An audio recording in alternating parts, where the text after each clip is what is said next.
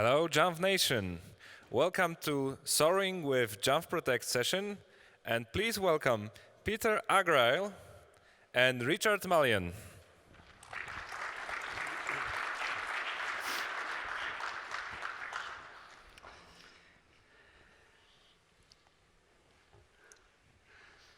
Hello, welcome to Soaring with Jamf Protect. My name's Pete, and I'm a learning experience designer at Jamf. Afternoon, my name is Richard, and I'm a senior education services engineer at Jamf. So, what is soaring?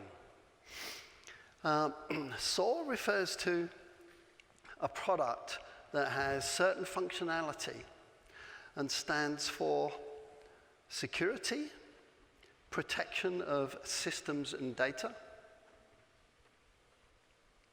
orchestration, coordinating and integrating security tools, automation, automating repetitive tasks with software, and response, so executing predefined actions. Collectively, this refers to a software product that manages all of these functions. And Jamf's solution to this is the integration of Jamf Protect and Jamf Pro.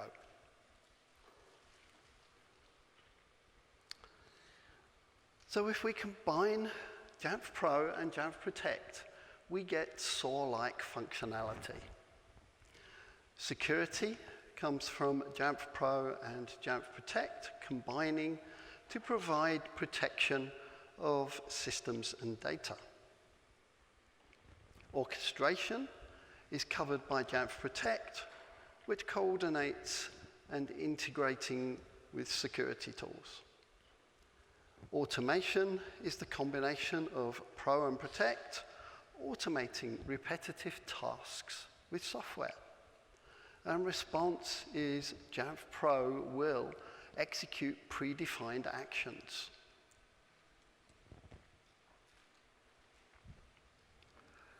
So Jamf Protect provides two portals, the macOS Security Portal and the Jamf Security Cloud Portal. In this session, we are focusing on the macOS Security Portal. These portals provide enterprise-grade security, specifically designed for organizations using Apple devices, offering both preventative and detective security controls, while maintaining the user experience Apple devices are known for. At a high level, it blocks malware before it can run on devices. It protects web browsing from malicious sites, detects suspicious behavior on devices, which is what we're focusing on in this session, using analytics. Jamf Pro, our Apple-leading mobile device management solution for managing Apple devices at scale. It's the comprehensive solution for organizations that want to deploy, manage, and secure Apple devices while maintaining that Apple user experience. So, now that we understand what SOAR is, let's look at a template of an example workflow. This slide shows the basic steps that we're going to go through, and then we will dig into how we configure this. In this example, we have an organization that wants to remind users they're not allowed to take screenshots. So if a user were to take a screenshot, there's an analytic in Jamf Protect that would detect it. Once detected, an alert is raised, along with an ID file being written locally.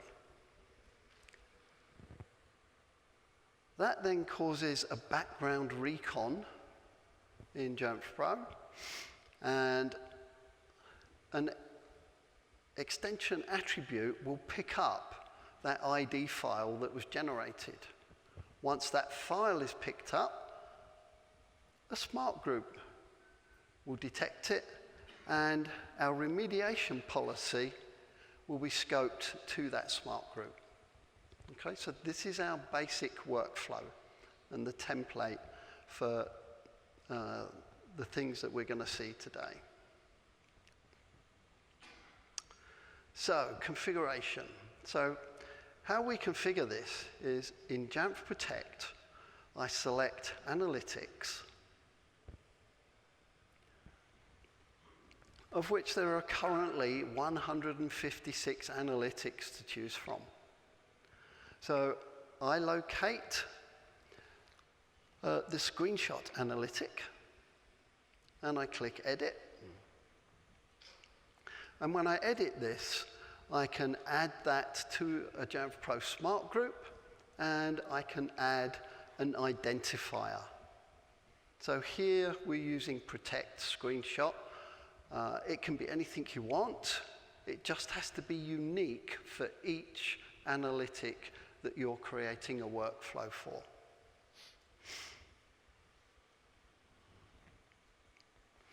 Now we're on to Jamf Pro and the extension attribute. So I select extension attributes and the built-in templates. If I search for Protect, we see 8 options, and the one I want is Jamf Protect Smart Groups.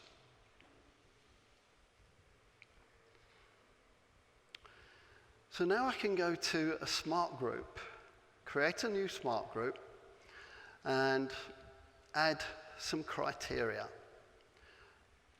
In my criteria now is that Jamf Pro Smart Group that we added previously. So now I choose that as my criteria in my smart group.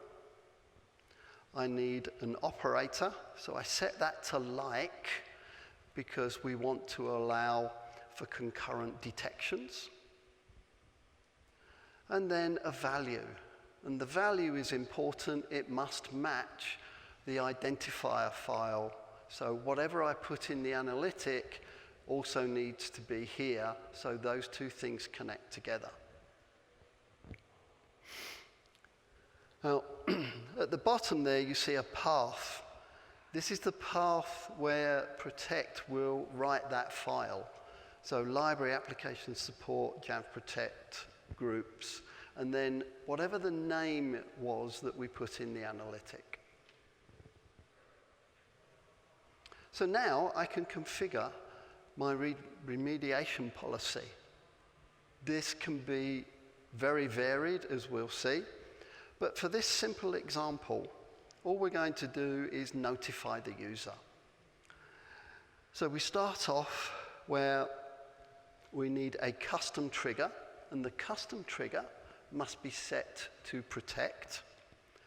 And the execution frequency wants to be ongoing, so anytime a user takes a screenshot, we'll detect it and remediate it. Under scope, we're going to scope this to our smart group that we've just created. And then we're going to add a maintenance payload to do an inventory update. And finally, I'm going to use the files and processes payload for the notification, and the user will get a simple notification. So this is our nice, simple workflow. So here, just to recap, an analytic action detected an event. So my Mac goes up in flames. An alert is raised by Jamf Protect. The file is written, the identifier file, which causes an inventory update in the background. The extension attribute picks up that file, that updates the smart group, and then the policy falls into the smart group and executes the remediation. So that was a simple policy. As an admin, you have to decide what remediation is appropriate for the incident. A Jamf Pro policy can be configured to provide notification to the user, remove files. It could upload artifacts for later investigation. It could isolate the Mac from everything else. Or whatever you want in your script, whatever you want, functionality you want for your particular remediation.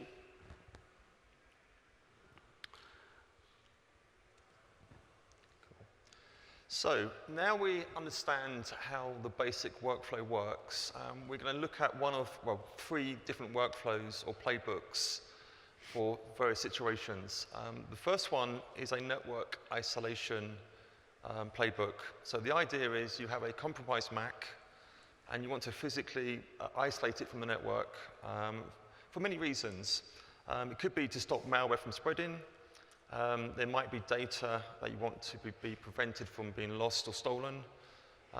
Or it could be to cut off attackers accessing the device remotely.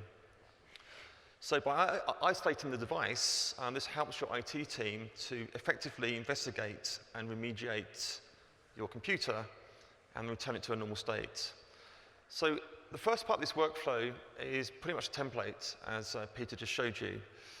So the first part, we have a chosen analytic that we're going to respond to. Now, in this example, we've chosen the hidden launch daemon analytic for 2 reasons. One reason is hidden launch daemons is suspicious. That's very unusual. But secondly, in testing purposes, when you're testing these workflows, creating hidden launch daemons is very, very, very simple.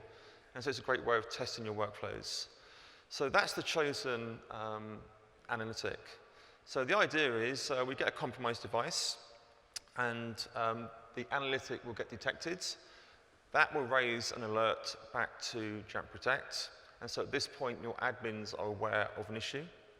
And then we go through that process where the local Protect client on the Mac creates an ID file, performs a inventory update, which runs our extension attribute to get that device into the designated smart group, from which we can then target the policy to perform the remediation. So that first part pretty much is the same for any workflow you create. The only difference really is the analytic you have chosen. So for this example, we are going to isolate the network. So the policy is going to run a script, and it's basically going to enable a firewall where the Mac gets isolated, and then your team can investigate the device, document what's happened, maybe remediate it. And when they're happy, there's a second script we can run to then unlock that device. So starting with the analytic, as I mentioned, this example is using the hidden launch daemon created analytic, just because it's very easy to trigger in testing purposes. You just need a simple defaults command that will create the launch daemon. And once you have a launch daemon, you basically effectively own that device. You get root access. Now, the script that the policy runs is an off-the-shelf script, and it's going to enable the packet filter firewall.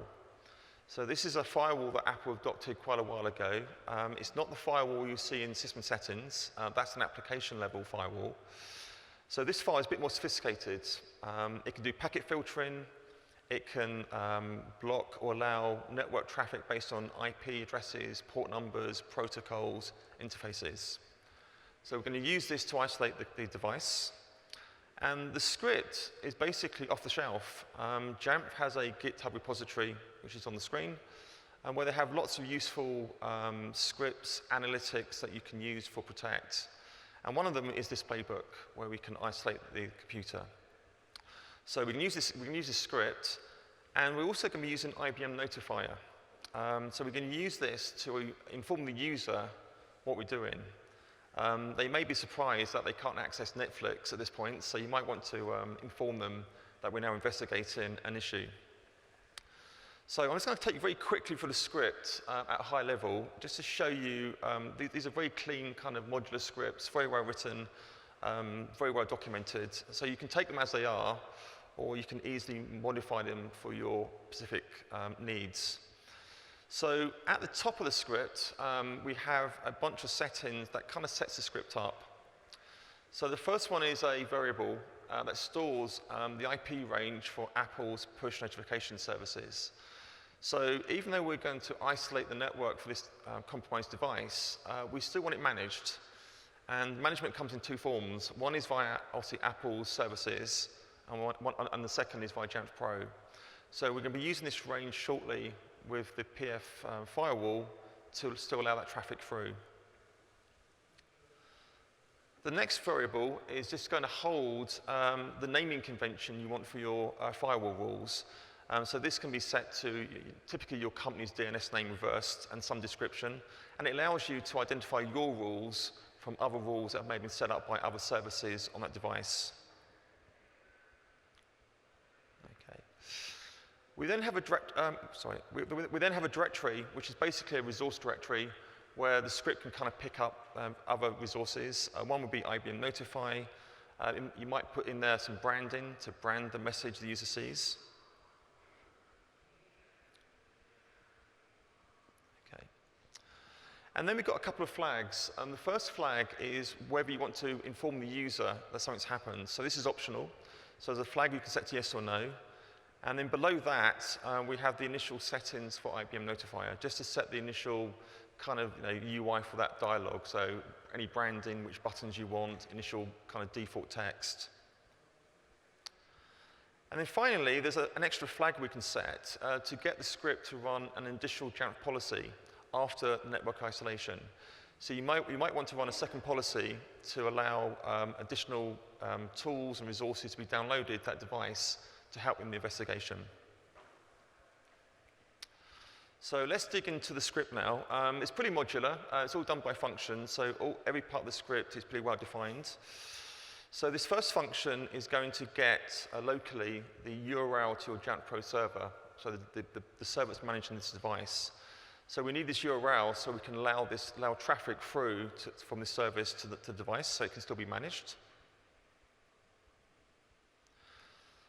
The next two functions are for the firewall. So this first function creates what's called an anchor. So an anchor is basically a file that holds all the rules we want to use on this device. So basically what we're going to allow in and out from this device on the network. Okay. And then we've got the main function. This is going to create the rules. Okay. So we start with incoming traffic. So the default is to block all incoming traffic first.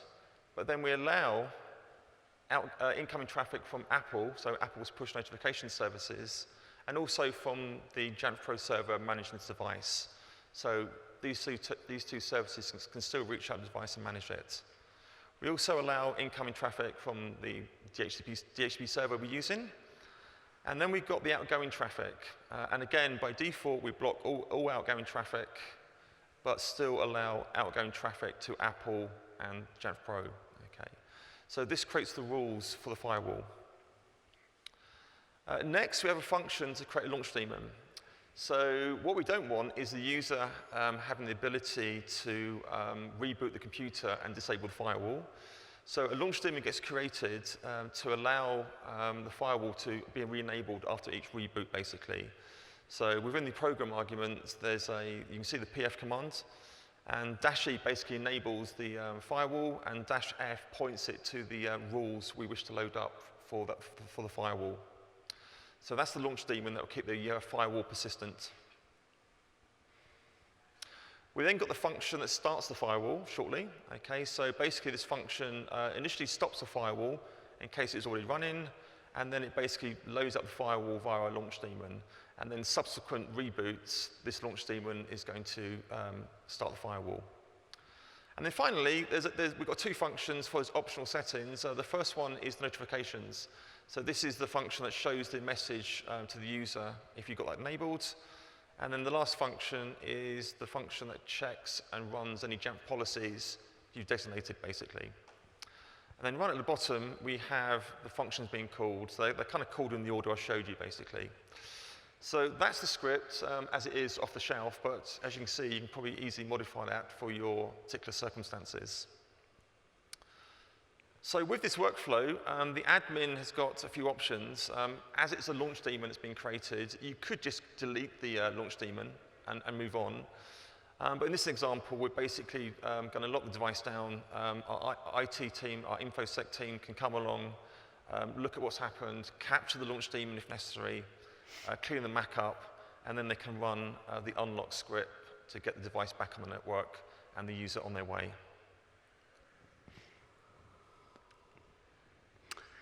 Okay, so we're on to our second example. In this one, we've done a slight modification to the template. This starts off with something that Jamf Protect does automatically. So a bad app has been detected. And when that happens, Jamf Protect automatically quarantines that app. This could be something that's built in that we already know about, or it could come from a custom threat list that you have configured. I've then added a custom analytic.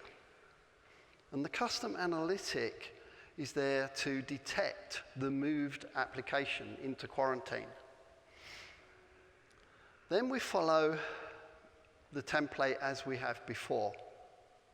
So the alert, the ID, the inventory update, the extension attribute, the smart group, and then we get to the policy.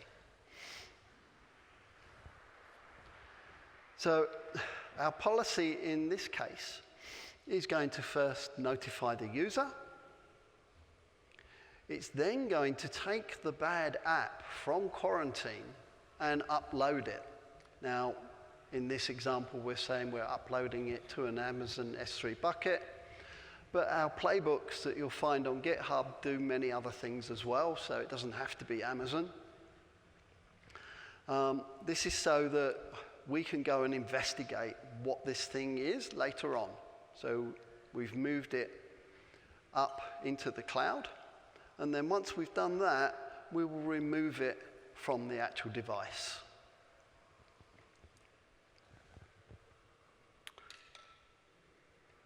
So when Protect quarantines a file, it's a similar location to the ID file that gets created. So library application support, Jamf Protect, and now quarantine. Followed by a UUID. This is a folder, a directory, and inside that will be the quarantined file. This is restricted to root access. So it's not really easily accessible unless someone has root access to it. So as before, this was taken from our GitHub project. So the quarantining, the custom analytic are all available up there. So you can go and get these. We're going to give you a list at the end, so you don't have to take notes here.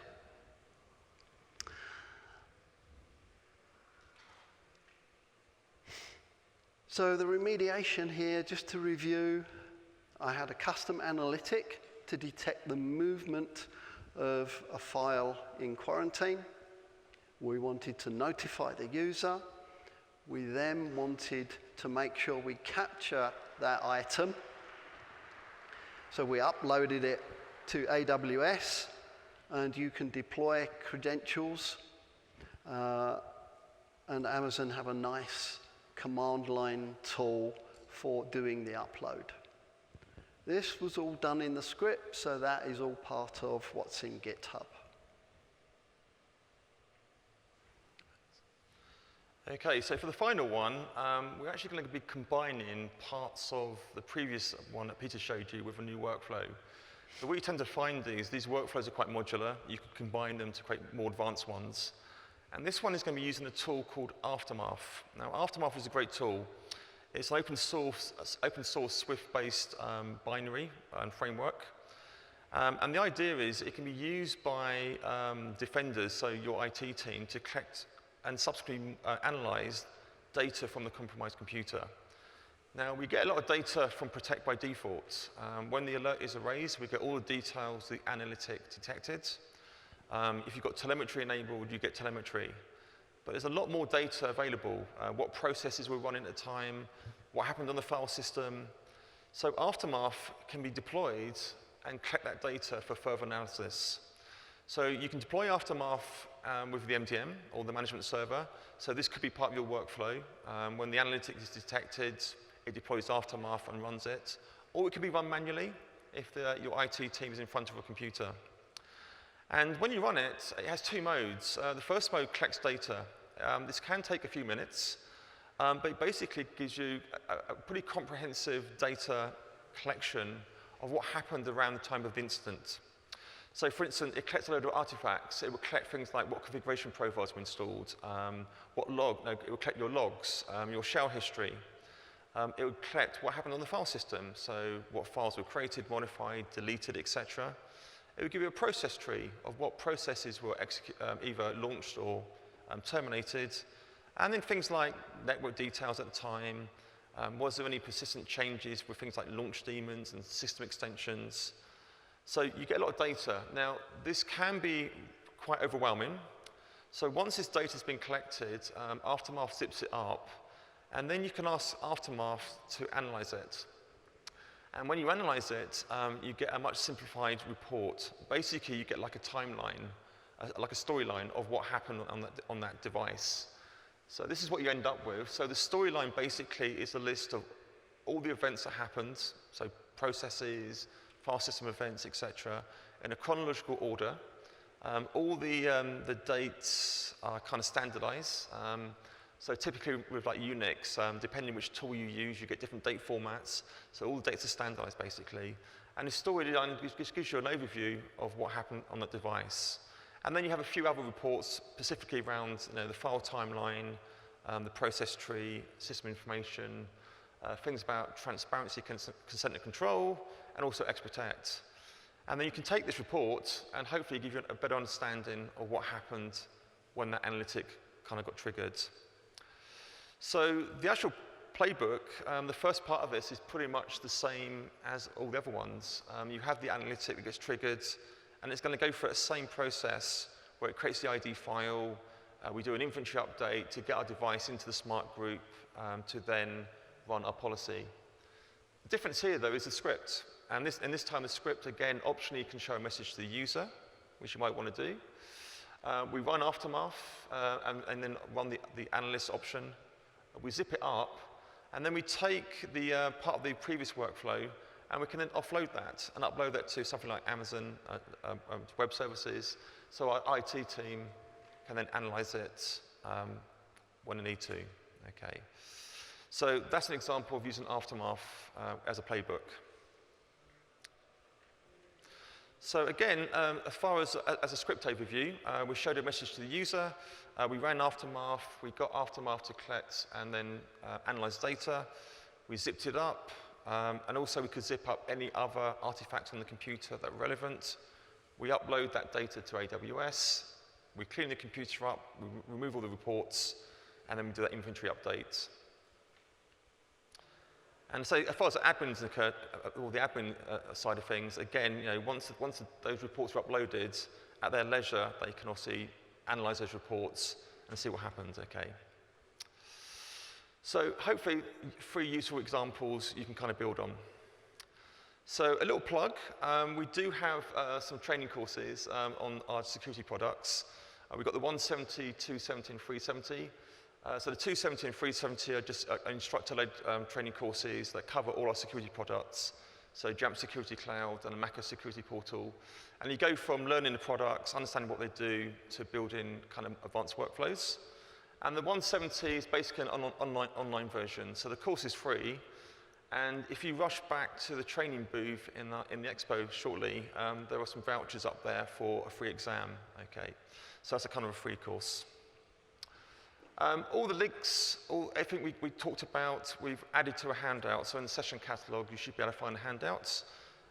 Or me and Peter will be around for a while, so if you want to ask any questions, we can hang around.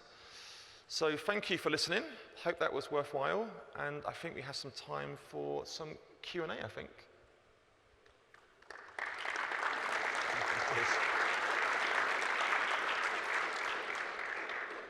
Thank you. And if you would like to ask a question, please raise your hand. I think it's one at the front, I think. Sorry. Hi, thank you. Hi. Are those ID files you talked about automatically written locally after every analytic, even custom analytics? Yep. Sweet. So if you've put the identifier in the analytic, you're going through this workflow, that file is auto-generated. There's nothing in the file, it's an empty file. It's just a marker so that we know something's happened. Thank you.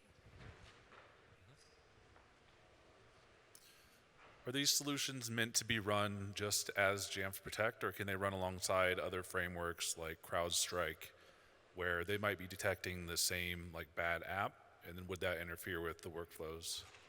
That's a question.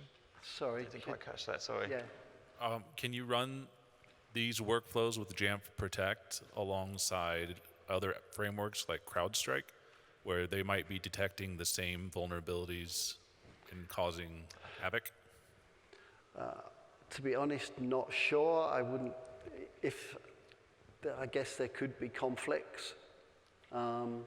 If we're moving things around, is some other system then going to wonder what's going on?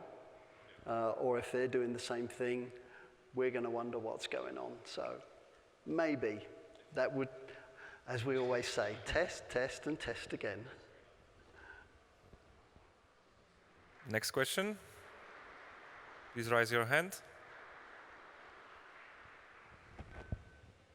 Yeah, just an extension of the last question. Is it designed to replace your regular endpoint detection, like endpoint protection tools like CrowdStrike or Sophos? Replace things like Sophos, you're saying? It works differently. So we don't scan, we detect behaviors.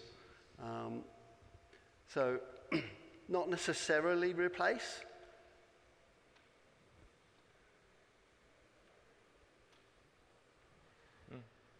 Hopefully that answers your question. Okay. Anyone would like to ask a question? So guys, where we can find you if anyone would have any more questions about your presentation? So I will be on the expo on the training booth for the rest of the day and tomorrow, actually, so I'll be there. Okay, thank you. So let's give one round of applause. Thank you. Thank you.